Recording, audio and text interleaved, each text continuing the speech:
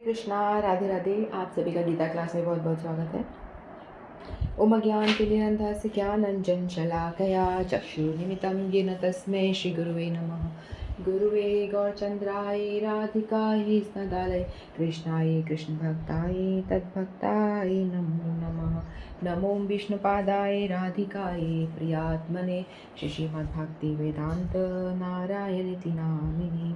श्रीकृष्णलीला कथने सुदाक्षं औदार्यमाधुर्यगुणच्युतं वरं वरेण्यं पुरुषं महन्तं नारायणं तं शिरसा नमामि। श्रीचैतन्यमनोभीष्टं स्थापितं येन भूतले स्वयं रूपः कदा मह्यं ददाति स्वपदान्तिकम्। आजानुलम्बितभुजगङ्कावदातो सङ्कीर्तनकपित्रो कमलायताक्षो विश्वम्भरो द्विजवरो युगधरं पालो वन्दे जगत्प्रियकरो करुणावतारो। नमो महावदन्याय कृष्णप्रेमप्रदायते कृष्णाय कृष्णचैतन्यनाम्ने गौरत्विषे नमः। हे कृष्ण करुणा सिन्धो दीनबन्धो जगत्पते गोपेश गोपिका कान्त श्रीराधाकान्त नमस्तुते। तत्काञ्चन गौराङ्गी राधे वृन्दावनेश्वरी वृषभानुसुतदेवी प्रणमामि हरिप्रिये। नीलाचल निवासाय नित्याय परमात्मने बलभद्रसुभद्राभ्यां जगन्नाथाय ते नमः। जय श्री कृष्ण चैतन्य प्रभु नित्यानंद श्री अद्वैत गदाधर शिवासादि गौर भक्त वृंद। हरे कृष्ण कृष्ण कृष्ण हरे हरे, हरे राम राम राम हरे हरे। हरे कृष्ण कृष्ण कृष्ण हरे हरे, हरे राम राम राम हरे हरे। मैं सर्वप्रथम अपने परम आराधितम गुरुपाद पद्म नित्य लीला प्रविष्ट विष्णुपाद अष्टोत्तर शत श्री श्रीमद् भक्ति वेदांत नारायण हुसैन महाराज जी के श्री चरणों में अनंत कोटि दंडवत प्रणाम करती हूँ। तत्पश्चात समस्त रूपानुगुरु परंपरा के चरणों में मेरा अनंत कोटि दंडवत प्रणाम। आप सभी को मेरा यथा योग्य प्रणाम स्वीकारो। हरे कृष्ण। तो हम सभी श्रीमद् भगवद गीता का अध्ययन कर रहे हैं और हम 11वां अध्याय हमारा समाप्ति पे है, जिसका की शीर्षक है विराट रूप विश्व रूप दर्शन। तो इसमें हमने अर्जुन जी के माध्यम से विश्व रूप का दर्शन करा। फिर अर्जुन ने जब भगवान को बोला कि आप अपने इस विश्व रूप को अब स्मरण कर लो, हटा लो, क्योंकि मैं बहुत डर गया हूँ देख करके आपका जो भयंकर काल रूप आपने दिखाया था वो बहुत ही भयानक था। तो अब आप इसे हटा दो, क्योंकि मैं अपनी मन की स्थिति जो है खो बैठा हूँ। तो फिर भगवान ने 48 श्लोक तक ही विश्वरूप दिखाया, मतलब दिव्य दृष्टि जो थी अर्जुन को दी थी। उसके बाद में उन्होंने वो 49 में उन्होंने दिव्य दृष्टि जो है वापस ले ली थी। अर्जुन ने जब कहा तो दिव्य दृष्टि वापस ले ली। उन्होंने कहा कि अब तुझे कोई आवश्यकता है नहीं देखने की, विश्वरूप देखने की अब तुझे कोई आवश्यकता नहीं है। तो फिर दिव्य दृष्टि वापस ले ली। फिर उन्होंने कहा चतुर्भुज रूप दिखाओ। फिर उसके बाद एक क्षण के लिए उन्होंने चतुर्भुज रूप दिखाया। उसके बाद तुरंत वो फिर से द्विभुज रूप में अपने आ गए, जो उनका सामान्य ओरिजिनल फॉर्म है उसमें वो आ जाते हैं। फिर भगवान कहते हैं उनको कि तुमने जो ये रूप देखा है, ये तुम मेरे जिस रूप को इस समय देख रहे हो, जिसे देख पाना अत्यंत दुष्कर है, यहाँ तक कि देवता भी अत्यंत प्रिय रूप को देखने की ताक में रहते हैं। तो इससे पहले वाले श्लोक में भगवान ने बताया था कि विश्व रूप देखना दुर्लभ था, मुश्किल था, लेकिन मेरा जो द्विभुज वाला फॉर्म है, 2 हाथों वाला, ये तो बहुत ज़्यादा मुश्किल है, मतलब अत्यंत ही कठिन है। चतुर्भुज के लिए उसके लिए विश्व रूप ने कहा कि बहुत कठिन है, नहीं देख सकते कोई भी, न देवता, न दानव, न दान से, न तपस्या से, न यज्ञ से, किसी भी कोई भी अपन कर्म करें, कोई भी क्रिया करें, उसके बल से हम नहीं देख सकते। तो भगवान ने 48 में बताया था कि कोई भी नहीं देख सकता, इवन देवता लोग भी नहीं देख सकते। अब यहाँ पे फिर भगवान बता रहे थे 52 में कि विश्व रूप की बात मैंने बताई थी दुर्लभ है, लेकिन यहाँ बताया कि ये जो रूप है 2 हाथ वाला, ये और भी दुर्लभ है, बहुत मुश्किल है इसको देख पाना। सुदर्शन, देख पाने में अत्यंत कठिन है। अब भगवान आगे क्या बोलते हैं देखते हैं। श्री भगवान उवाच नायं वेदेरतपसा न दानेन न चेज्जया शक्य एवं विधो दृष्टुं दृष्टवानसि मां यथा। तो भगवान कहते हैं कि तुम अपने दिव्य नेत्रों से जिस रूप का दर्शन कर रहे हो, उसे न तो वेदा अध्ययन से, न कठिन तपस्या से, न दान से, न पूजा से ही जाना जा सकता है। कोई इन साधनों के द्वारा मुझे मेरे इस रूप में नहीं देख सकता।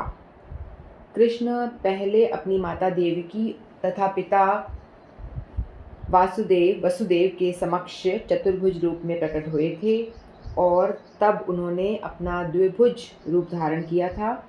जो लोग नास्तिक हैं या भक्ति विहीन हैं, उनके लिए इस रहस्य को समझ पाना अत्यंत कठिन है। जिस विद्वानों ने केवल व्याकरण विधि से या कोरी शैक्षिक योग्यताओं के आधार पर वैदिक साहित्य का अध्ययन किया है, वे कृष्ण को नहीं समझ सकते। न ही वे लोग कृष्ण को समझ सकेंगे।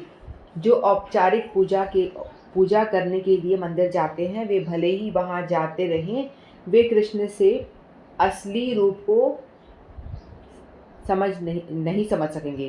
कृष्ण तो केवल भक्ति मार्ग से समझा जा सकता है, जैसा कि कृष्ण ने स्वयं अगले श्लोक में बताया। 52 में भगवान ने अपने द्विभुज रूप की अति दुर्बलता अर्जुन को बता रहे थे भगवान, है ना। फिर अब इस श्लोक में 53 में भगवान बता रहे हैं दुर्बलता का कारण क्या है। भगवान इस श्लोक में बताते हैं कि कैसे दुर्बल है ना।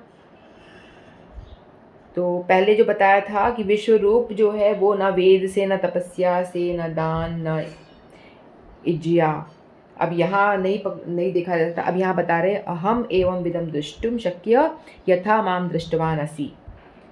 मैं नहीं देखा जा सकता न वेद से, न तपस्या से, न दान से, न इज्जिया यानी पूजा और यज्ञ तपस्या से। अहम एवं विधम दृष्टुम शक्य यथा माम दृष्टवान इति, मैं इस प्रकार देखा जा सकता हूँ जैसे कि तुमने देखा। तो किस प्रकार देखा जा सकते हैं? भक्ति के द्वारा। ये हमारा भक्ति योगी चल रहा है, तो भगवान इस अध्याय में भक्ति पे ही जोर दे रहे हैं। हालांकि इस चैप्टर में तो पूरा विश्व रूप के बारे में बताया ना, इसका शीर्षक ही यही है विराट रूप, लेकिन विराट रूप दिखाने के बाद में भी लास्ट में वो फिर अपना भक्ति पे आ गए भगवान। कहते विराट रूप तो देख लो, लेकिन उसके बाद भी भक्ति के द्वारा ही मुझे देखा जा सकता है, और मेरा जो 2 हाथ वाला रूप है वो अत्यंत ही दुर्लभ है देख पाना, है ना। ना हिम वेदेर तपसा न दाने न चैज्या, न तो वेदों से, न तप से, न दान से, और न ही यज्ञ के द्वारा। जो चीज़ किसी मूल्य से खरीदी जाती है वह चीज़ उस मूल्य से कम कीमत की होती है। जैसे कि ये वेद, जैसे कि 100 का नोट है, ठीक है। 100 के नोट के अंदर आप यूँ समझ लो, जैसे 100 के नोट है, हमें कोई चीज़ 100 रुपये की खरीदनी है और हमारे पास में सिर्फ 1 रुपया 2 रुपया है, तो 1-2 रुपये से हम जो वस्तु 100 रुपये की आ रही है हम उसको खरीद ही नहीं सकते, है ना। या 50,000 की कोई, या हमारा फ़ोन है 50,000 का और हमारे पास में 1,000 रुपये ही है और हम चाहते हैं कि हम इस फ़ोन को खरीद लें, तो हम खरीद पाएंगे? नहीं खरीद पाएंगे, क्योंकि हमारे पास में वो उसकी कीमत चुकाने के लिए वो उतना पैसा ही नहीं है ना। तो इसी तरह से भगवान बता रहे हैं कि जो द्विभुज फॉर्म वाला रूप है मेरा, कोई कितना ही अनुष्ठान कर ले, वेद अध्ययन कर ले, सब पढ़ ले, सब कुछ कर ले, है ना, इससे वो उतना ही है। यदि इनके साथ में यदि थोड़ी सी किंचित भक्ति है, थोड़ी बहुत भक्ति भी है साथ में, तो विश्वरूप का दर्शन फिर भी वो कर पाएगा। लेकिन मेरा द्विभुज फॉर्म का दर्शन करने के लिए तो अनन्य भक्ति करनी जरूरी है।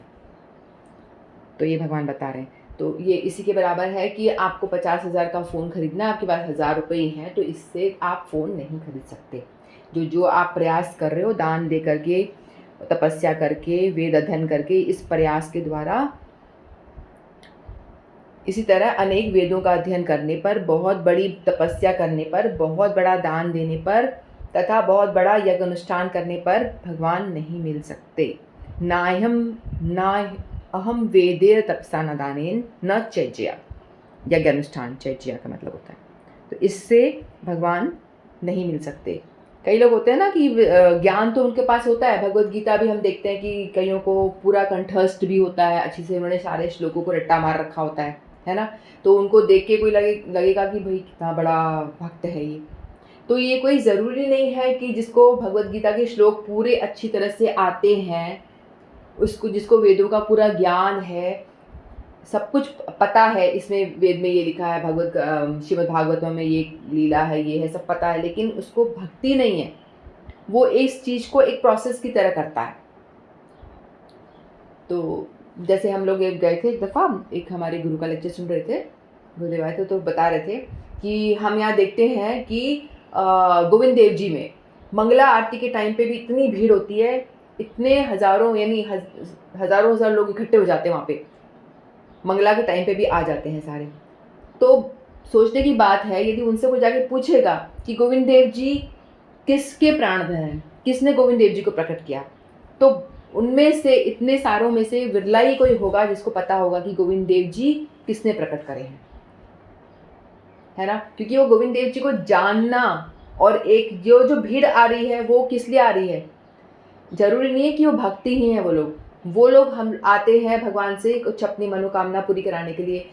आपके दर्शन मैं रोज़ करूँगा, मंगला में रोज़ आऊँगा, मेरा व्यापार अच्छा चलता रहे, मैं रोज़ आके आपको 10 रुपये डेली चढ़ाऊँगा, मेरे घर में सुख शांति बनी रहे, मेरे कामनाएं, यानी मेरे पुत्र की शादी हो जाए, ये वो, मतलब वो लोग एक तरह से देखा जाए तो दिख रहा है कि डेली आ रहे हैं, डेली सब कुछ कर रहे हैं, लेकिन इसका मतलब हरगिज़ ये नहीं है कि वो भक्त ही हैं, वो एक प्रोसेस कर रहे हैं।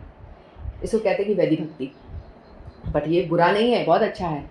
रोज़ भगवान के दर्शन करोगे, भगवान से कुछ मांगने ही जाओगे, अपना स्वार्थ पूरा करने के लिए भी जाओगे, तो धीरे धीरे स्वार्थ पूरा होते होते भगवान अपनी ओर खींच ही लेंगे। तो मतलब आते आते भगवान से प्रेम भी हो जाएगा। जब प्रेम होगा तो ही भक्ति की स्टार्टिंग होगी। जब तक आपके अंदर प्रेम नहीं है तो भक्त आप नहीं बन सकते हो, है ना। तो यही बता रहे हैं कि कोई वेद अध्ययन करे और प्रोसेस भले ही कुछ भी करते रहे, चाहे कितना ही गीता पढ़ ले, कुछ भी पढ़ ले, लेकिन जब तक कि भक्ति नहीं करेगा, तो बिना भक्ति वाले ये सब कोई भी काम हो जिसमें कि मेरा अटैचमेंट ना हो, तो वो सब का सब ऑलमोस्ट मतलब सौदा जैसा ही है। मैंने तेरे लिए ये किया, तू मुझे इतना दिए, मैंने दुकानदार को इतना पैसा दिया, इन रिटर्न मुझे ये सामान दे दो, मैं तुम्हारे मंदिर रोज आ रही हूँ, इन रिटर्न मेरे घर में सुख शांति दो, मैं आपको ये 100 रुपये रोज चढ़ा रही हूँ, इन रिटर्न मेरे को आप जॉब दिलाओ। तो इसमें हो गया बात बराबर। तो इसमें भक्ति कहाँ से आई? भक्ति वो होती है कि भाई मुझे तुमसे प्रेम है, इसीलिए मैं आपके दर्शन के लिए आती हूँ रोज। मैं गोविंद देव जी रोज इसलिए आती हूँ क्योंकि मुझे आप प्रिय हो। आप मुझे दो या मत दो, आप मुझे सुख दो या कष्ट दो, मैं तो आपसे प्रेम करती हूँ, मैं तो रोज आपके दर्शन करने आऊँगी। आपको देना तो दे दो, मैं आपसे कुछ मांग ही नहीं रही, मैं आपसे कुछ मांग ही नहीं रही हूँ, बस मुझे आपसे प्रेम है, इसलिए मैं रोज दर्शन करने आती हूँ। जो इस भाव से जा रहा है वो भक्त है। जो लेन देन का हिसाब किताब कर रहा है वो भक्त नहीं है, उसकी भक्ति स्टार्ट भी नहीं हुई है, वो सिर्फ एक सौदागर है। भगवान तुझे मैंने ये दिया, 4 माला मैं कर रही हूँ या मैं 16 माला कर रही हूँ, आप मेरे घर का ध्यान रखो। एक तरह से ये हो गया कि भगवान को हम लोग ऑर्डर दे रहे कि हमने ये करा, आप मेरे घर का देखभाल करो, मेरा सब काम करो। कर नहीं रहे हो, क्यों करूँ मैं माला, मैं तो नहीं कर रही, तो हम नहीं करेंगे। आप हमारा कुछ ध्यान नहीं रख रहे, हमारा कुछ वो नहीं कर रहे, हम क्यों करें।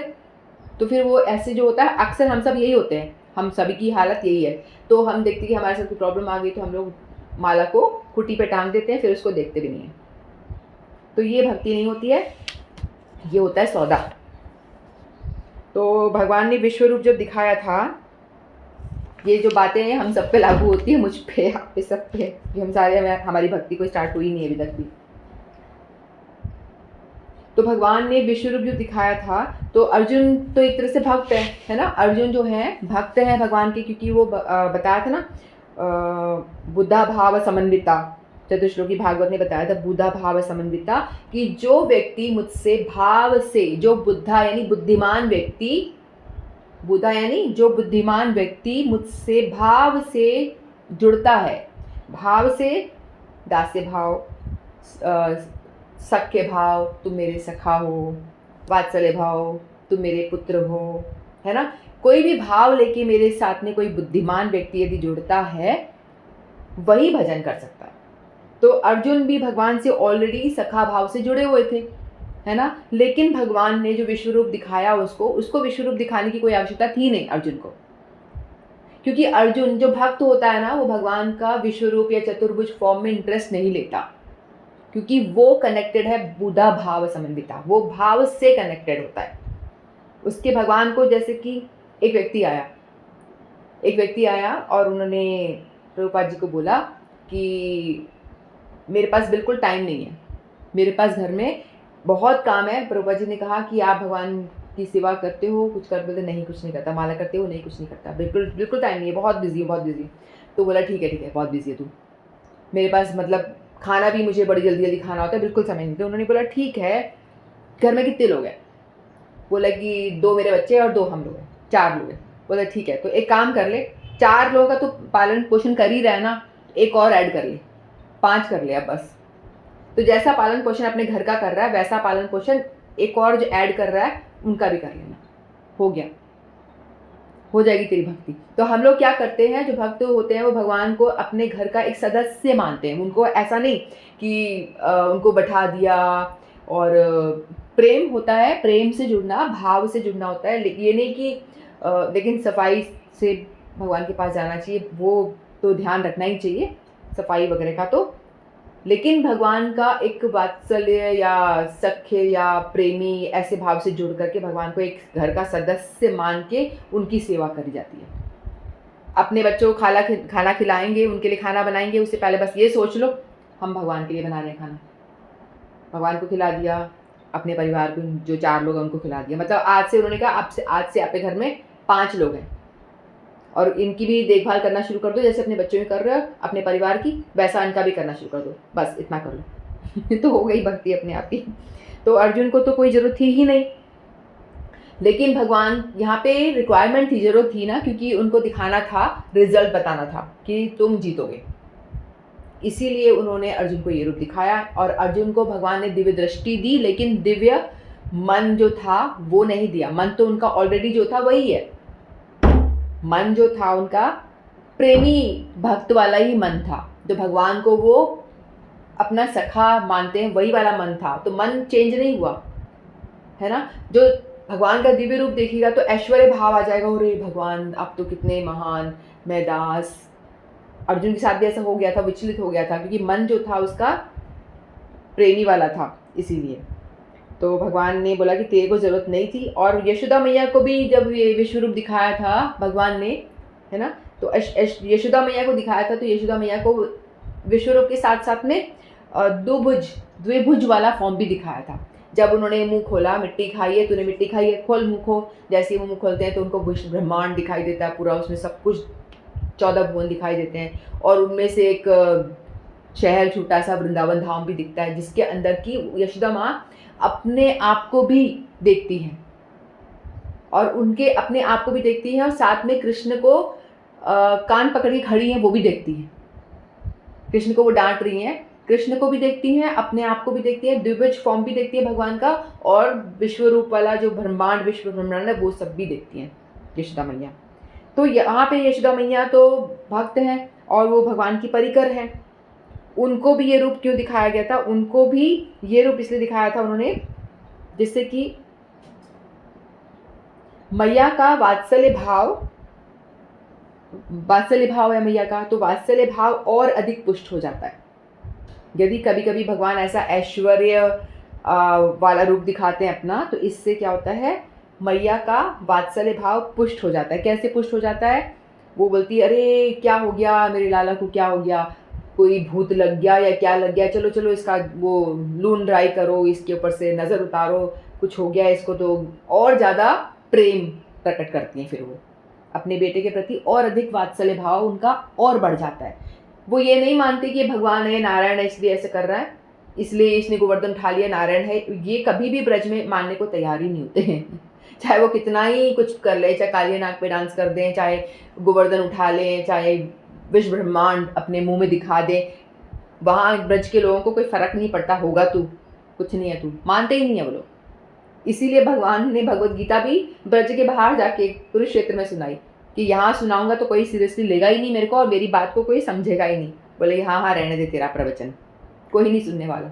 इसीलिए भगवान ने ब्रज से बाहर जाकर कुरुक्षेत्र में जाकर के वहाँ अपना ज्ञान दिया, भगवत गीता का ज्ञान दिया। तो इसीलिए विश्वरूप मैया को दिखाने का ये था कि मैया का वात्सल्य भाव और अधिक पुष्ट हो। अर्जुन को दिखाने का ये मकसद था, हालांकि वो भी प्रेमी भक्त है, लेकिन जिससे कि उनको पता चले कि भविष्य में आगे होने क्या वाला है।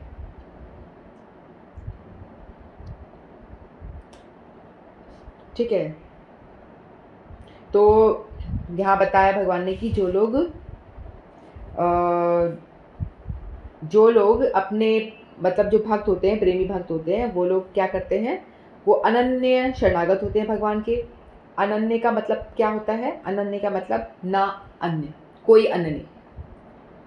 भगवान को पता है, भगवान बहुत पॉजिटिव है, भगवान बहुत ही ज़्यादा पॉजिटिव होते हैं अपने भक्तों के प्रति।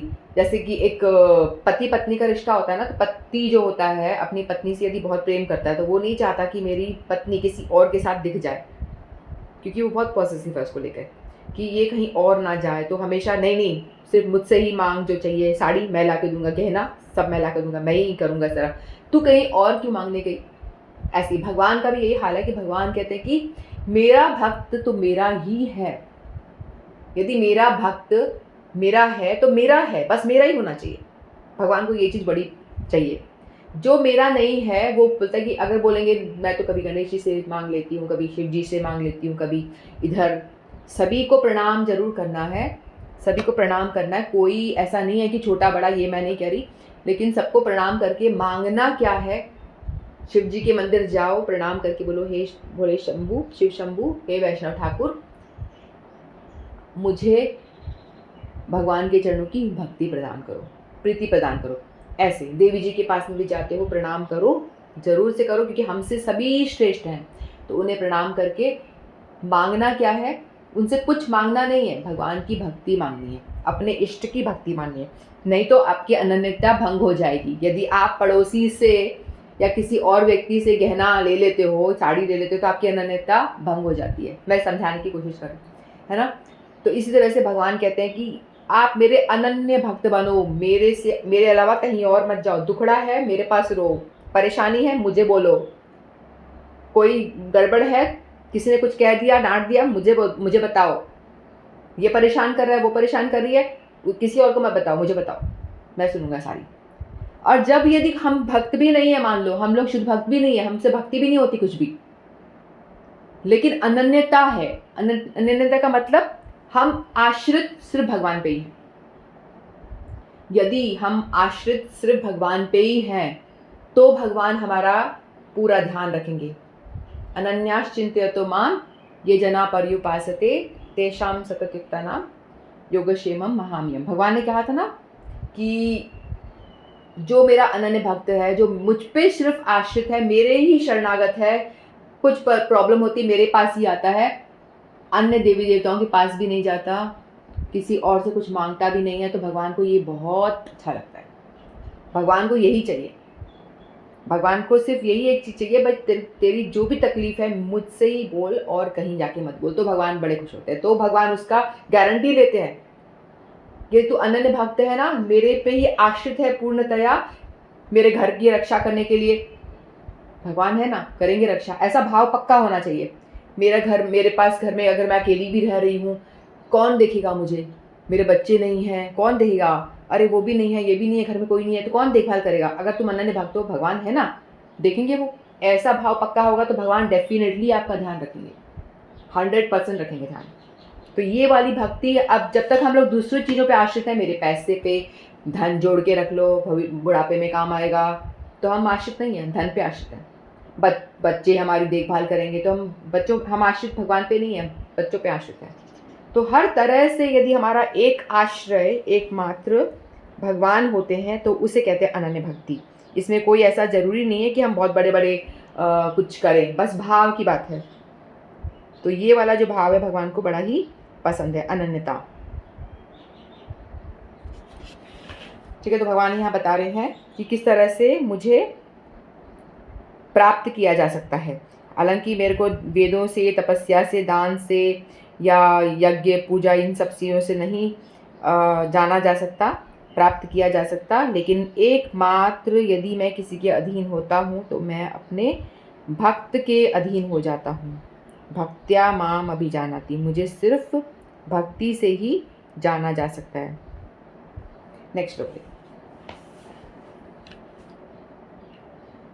भक्त्या तव नन्या शक्य अहम एवं विधोर्जुन ज्ञातुं दृष्टुं न तत्त्वेन प्रवेष्टुं च परन्तपा। हे अर्जुन, केवल अनन्य भक्ति द्वारा मुझे उस रूप में समझा जा सकता है जिस रूप में मैं तुम्हारे समक्ष खड़ा हूँ, और इसी प्रकार मेरा साक्षात दर्शन भी किया जा सकता है। केवल इसी विधि से तुम मेरे ज्ञान के रहस्य को पा सकते हो, है ना। जो शुद्ध भक्त होता है, तो भगवान कहते हैं ना, तेषाम अहम कंपार्थम अहम ज्ञान जमतम अनाश्याम याते भावस्ते ज्ञानदीपे न भास्वता। भगवान कह रहे हैं ना, जो व्यक्ति मेरी अनन्य भक्ति करने का प्रयास करता है, मुझ पे पूर्णतया आश्रित होता है, मैं उसका अंदर अंधकार, अवगुण जो भरे हैं, वो अंधकार है हमारे अंदर, जो अवगुण भरे पड़े हैं ना, क्रोध, लोभ, मोह, मद मत्सर, ये सब जो भरा पड़ा है, इसको मैं दूर करता हूँ, धीरे धीरे दूर होता है वो, और मैं ज्ञान का दीपक उसके हृदय में जला देता हूँ। ज्ञान का दीपक यानी मेरी भक्ति उदय कर देता हूँ। लेकिन हमारा भी तो बनता है ना फर्ज कि हम प्रयास तो करें भगवान की ओर जाने का, अनन्य भक्त होने का प्रयास तो करें। थोड़ा सा भी यदि आप प्रयास करोगे, यदि हम भगवान की ओर चलने का एक एक स्टेप भी स्टार्ट करेंगे चलना, तो भगवान कहते हैं कि मैं तुमको हाथ पकड़ के धीरे धीरे, जैसे माँ बच्चे को चलाती है ना, अच्छे से चलाऊंगा ही नहीं, दौड़ाना भी सिखा दूंगा। तो इसीलिए अनन्य भक्ति होना बहुत ज़्यादा ज़रूरी है। केवल अनन्य भक्ति द्वारा मुझे उस रूप में समझा जा सकता है जिस रूप में कि मैं तुझे दर्शन दे रहा हूँ, द्विभुज फॉर्म में तेरे सामने खड़ा हूँ, मेरे ओरिजिनल फॉर्म में। तो ये दर्शन जो तुझे मिल रहा है ना, ये बहुत ही विरला है, बहुत ही दुर्लभ है। तू बड़ा अच्छा भक्त है मेरा, तू बड़ा मोह भाव से मुझसे जुड़ा हुआ है, साक्य भाव से, इसीलिए तू मुझे इतना समझ पा रहा है। तू इसकी महानता को नहीं समझ रहा है कि कितना दुर्लभ है।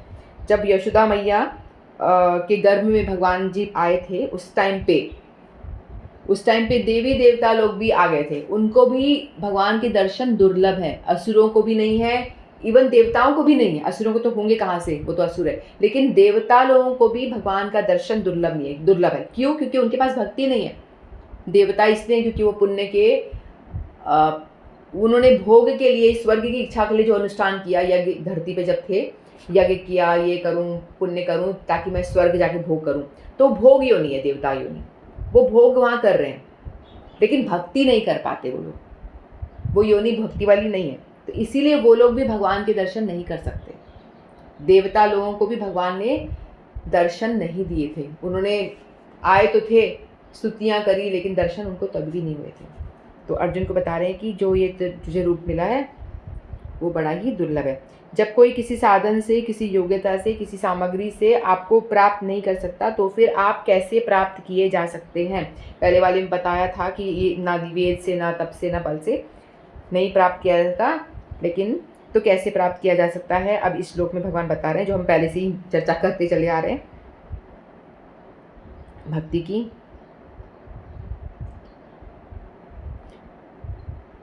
तो भगवान कहते हैं अनन्या भक्तया तू, परंतु अनन्य भक्ति के द्वारा मुझे प्राप्त किया जा सकता है।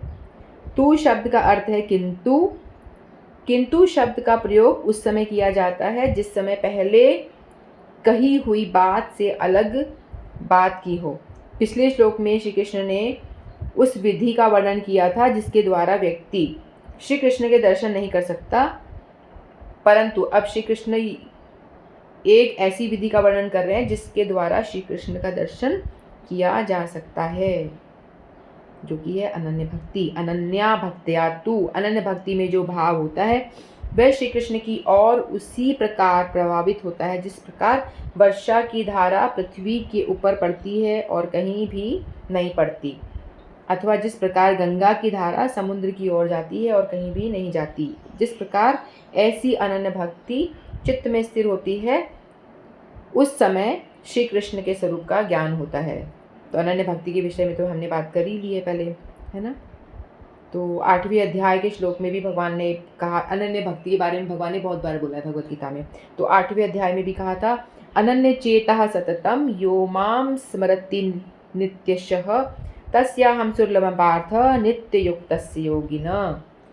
जो अनन्य होके मेरी करता है पूजा वूजा, तो मैं उसके लिए सुलभ हो जाता हूँ हे पार्थ, ऐसा भगवान बताते हैं। फिर एक श्लोक जो मैंने भी कोट किया था, अनन्या चिंत्यतो माम ये जना पर्युपासते तेषां नित्याभियुक्ता नाम योगक्षेमम वहाम्यहम्। 9.22 में भगवान ने अनन्य भक्ति के बारे में बताया कि मुझे प्राप्त कैसे किया जा सकता है, अनन्य भक्ति के द्वारा।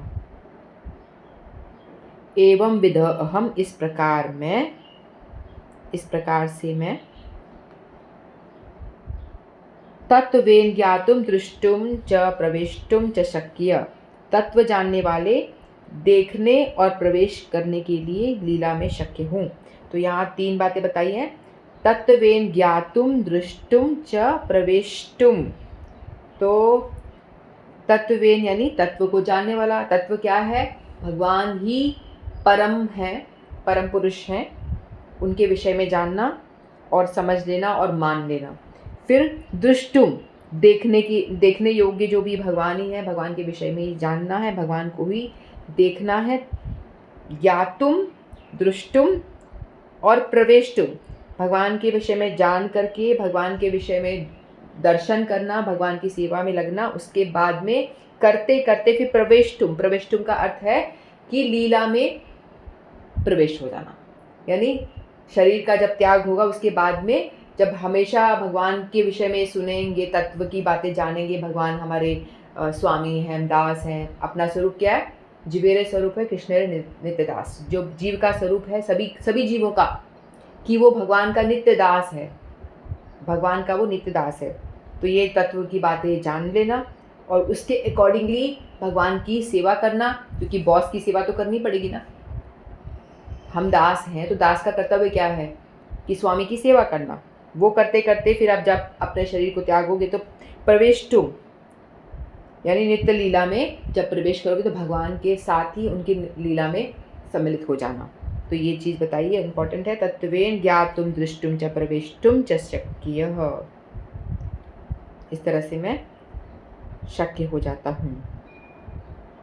ज्ञातुम कहने का तात्पर्य है कि मैं जैसा हूँ वैसा के वैसा जानने में आता हूँ। जानने में आने का ये अर्थ है कि मैं उसकी बुद्धि के अंतर्गत आ जाता हूँ। प्रयुक्त उनकी जानने की शक्ति मुझ में परिपूर्ण हो जाती है। दृष्टुम कहने का तात्पर्य है कि विष्णु, राम, कृष्ण आदि जिस किसी भी रूप में देखना चाहे मुझे देख सकता है। जैसी रही भावना जाकी हरि मूरत देखी उन वैसी, है ना। जैसा विष्णु जो जिसको भजता है वो उसी रूप में भगवान उसको दर्शन देते हैं। प्रवेष्टुम कहने का तात्पर्य है कि उनका भगवान की नित्य लीला में प्रवेश हो जाता है। नित्य लीला में प्रवेश होने में भक्त की इच्छा और भगवान की कृपा ही प्रमुख होती है। तो हमारा सबका जो भजन करने का मुख्य उद्देश्य यही है कि हम लोग भगवत धाम पहुँचे, है ना। ऐसी जगह जाएं जहाँ से लौटकर वापस ना आना पड़े, भगवान की लीला में प्रवेश हो जाना, इससे बड़ी बात और क्या हो सकती है। इसी के लिए हम सारा प्रयास कर रहे हैं हम लोग, है ना। इसीलिए हरिनाम करते हैं, इसीलिए गीता पढ़ते हैं, इसीलिए भागवत पढ़ते हैं, भगवान की चर्चा इसलिए सुनते हैं सारा, ताकि मृत्यु के टाइम में हमारे कॉन्शियस में भगवान का नाम आ जाए, स्मरण में आ जाए। संसार की बात सारे दिन करेंगे तो संसार आएगा, भगवान का चिंतन करेंगे तो चिंतन में भगवान आएंगे, और लास्ट मोमेंट पे यदि भगवान का नाम आ गया मुँह पे, भगवान का चिंतन आ गया, तो हमें क्या होगा, भगवान के ही धाम मिलेगा। और भगवान का धाम ऐसा है जहाँ से लौट करके वापस नहीं आना पड़ता। अर्जुन शब्द का अर्थ है कि ऐसा व्यक्ति जो अत्यंत सरल है। जिस प्रकार श्री कृष्ण अर्जुन के नाम का प्रयोग करके यह कहना चाहते हैं कि अनन्य भक्ति ऐसे व्यक्ति के लिए सरल है जो सरल हो, और अनन्य भक्ति में ऐसा व्यक्ति के लिए जटिल है जो कुटिल हो। तो यहाँ भगवान कहते हैं, हमारे संसार में तो क्या होता है, बड़ा उल्टा होता है ना। संसार में तो ये होता है कि जो व्यक्ति बड़ा ही कुटिल है, चालबाज है, वो हमें लगता है कि वाह क्या क्या व्यक्ति है। संसार की परिभाषा यही है, जो चालबाज है, एक मतलब टेढ़ा मेढ़ा गोल गोल उल्टे सीधे काम करके जो पैसा बना लेता है और जो गलत काम करके अपना फ़ायदा कर लेता है, उसको हम बोलते हैं वाह बड़ा चतुर है। ये लैंग्वेज है चतुरता की। लेकिन भगवान की दृष्टि में भगवान कहते हैं कि ऐसा व्यक्ति कुटिल कहलाता है भगवान की दृष्टि में। जो अर्जुन का अर्थ होता है जो व्यक्ति बहुत सरल है। अर्जुन तू बहुत सरल हृदय का, सरल हृदय का था, तभी तो उनको लग रहा था ना कि कैसे मारूं मैं, चाहे वो मेरे साथ बुरा कर दे कोई बात नहीं, मैं नहीं बुरा करूँगा, चाहे वो मुझे मार दे कोई बात नहीं, मैं किसी का बुरा नहीं करूँगा, चाहे मुझे भिक्षा मांग के खानी पड़े तो भी ठीक है, लेकिन मुझे इन्हें नहीं मानना, मुझे पाप नहीं करना। वो भगवत गीता सुनाई इसलिए जा रही क्योंकि अर्जुन सरल हृदय के थे और वो कोई गलत काम नहीं करना चाहते थे। वो धर्म की ओर चल के भगवान से इसलिए पूछ रहे कि मुझे बताओ कि मुझे क्या करना है, मैं गलत काम नहीं करना चाहता, मुझे पाप से बचाओ। इसीलिए तो सारी भगवत गीता सुनाई गई है ना। तो इसलिए भगवान कह रहे हैं कि तू सरल हृदय का है, इसीलिए मैं तुझको तेरे लिए प्रकट हूँ। भगवान को जो सरल और सीधे और भगवान पे ही आश्रित लोग होते हैं ना, वो बड़े प्रिय हैं, जिनके अंदर कोई घमंड नहीं है, कोई मोह नहीं है, कोई कुछ नहीं है, द्वेष नहीं है किसी के लिए, है ना। तो भगवान कहते हैं कि तू, अर्जुन कह रहे हैं कि इसीलिए तू, मैं तेरे लिए सुलभ हूँ। हे परंतप, ऐसा व्यक्ति शत्रुओं को तपाने में समर्थ हो, अन्य कोई भी सामर्थ्य भगवत प्राप्ति के लिए समर्थ नहीं है। तो परंतप भी कह रहे हैं भगवान अर्जुन को कि तू ऐसा व्यक्ति शत्रुओं को, परंतप इसलिए कह रहे हैं कि अर्जुन में इतना सामर्थ्य है कि वो शत्रुओं को हरा सकता है ना, उसके अंदर इतनी क्वालिटी है।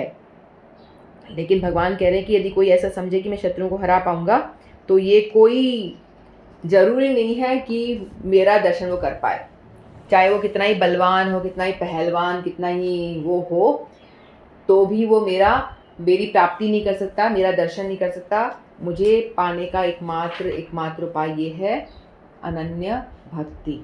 और भी भगवान अपने विषय में बताते हैं, कृष्ण के चतुर्भुज और द्विभुज साक्षात रूप अर्जुन को दिखाए गए क्षणिक विश्व रूप में सर्वथा भिन्न था। नारायण का चतुर्भुज रूप और कृष्ण का द्विभुज रूप दोनों ही शाश्वत और दिव्य है। नारायण का जो है वो वैकुंठ लोक में है, शाश्वत रूप है वो भी, जबकि अर्जुन को दिखलाया गया विश्व रूप नश्वर है।